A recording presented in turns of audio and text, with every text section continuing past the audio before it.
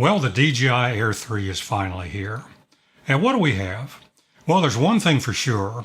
Anytime DJI does a major refresh, like going from a Series 1 to a Series 2 to a Series 3 like we have now, they're going to make major updates to make it worth their while, right? And that's no different here. So let's take a look. Well, of course, the top item is the new camera. With the Mavic 3 Pro having 3 cameras, it was only logical that DJI would come out with multiple cameras on the new Air 3. It comes with 2 cameras, a 24mm wide-angle lens rated f1.7, and then the new 70mm telephoto lens with an f2.8 aperture. They both have a 1/1.3-inch sensor, which brings up an interesting point. If you've looked at the Mavic 3 Pro series, you'll notice it has 3 different size sensors. The main lens, the 24mm wide-angle, has a micro four thirds sensor, which is what I like. Then they added a 70mm telephoto lens, which has the 1/1.3-inch sensor, which is identical to what they're using on the Air 3. And finally, with the 166mm telephoto lens, they have a 1/2-inch sensor.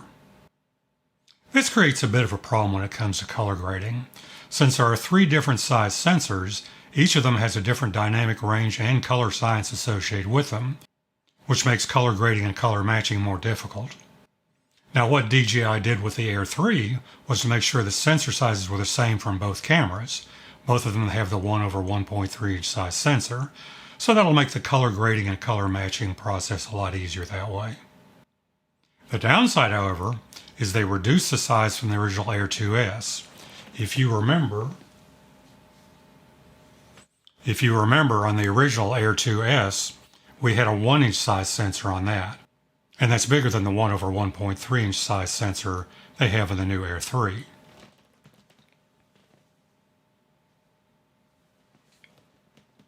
Now, apparently there's some black magic going on inside the new Air 3, such that the new sensor doesn't degrade the process much compared to the old 1-inch size sensor. The other thing they've done well is to match the color codecs between both cameras. So each of them can shoot in normal mode, in D-Log-M, or in HLG.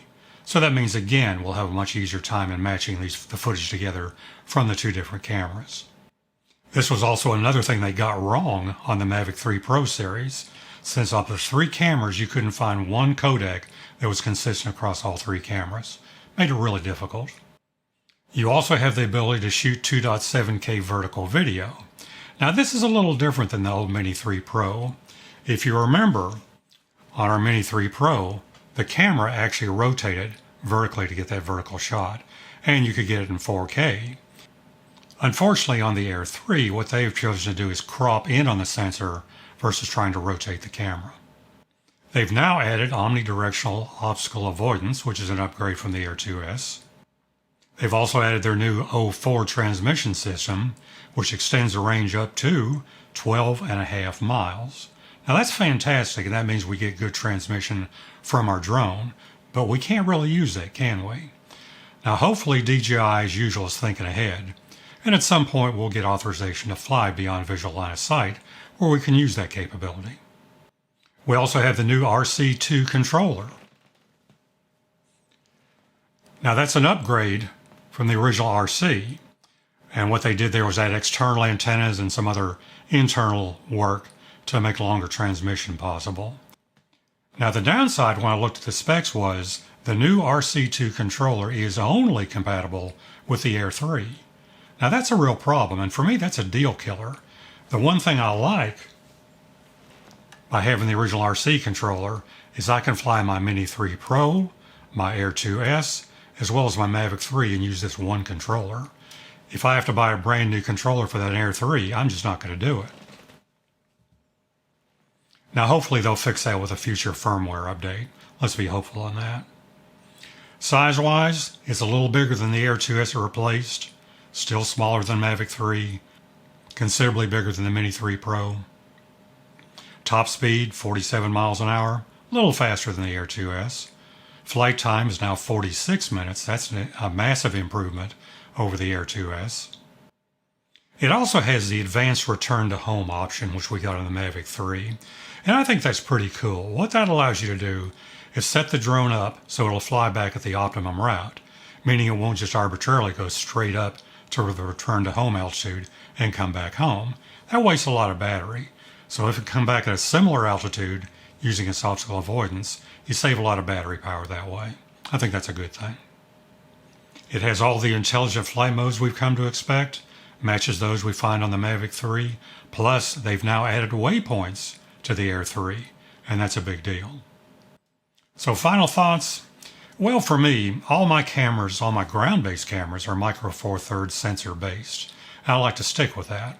So for that reason, I tend to use the Mavic 3 most, since it's also a Micro Four Thirds sensor. That way it's much easier for me to match shots. So what would I recommend? Well, if you've already got an Air 2S, I really don't see the need to upgrade to the Air 3. I don't think the changes warrant that kind of an upgrade. I'd be happy sticking with the Air 2S. Plus, you have to buy all new batteries. Now, if you don't have a drone at all, well, the Air 3 is a consideration. Particularly that 70mm lens. A lot of different shot options available once you've got that. I have to say, though, of all the drones we own, I tend to go to the Mini 3 Pro most. For a bunch of reasons. Number one, it's small. It's quiet. It's unobtrusive. It doesn't bother people. It eliminates a lot of questions when I'm out flying. Plus, it takes excellent video and photos. So I tend to use that a lot. It always goes in the car when I'm going somewhere. I've said this before, but DJI is a very smart company. They know how much money you have in your wallet. If you have $1,000 to spend, they've got a drone for you.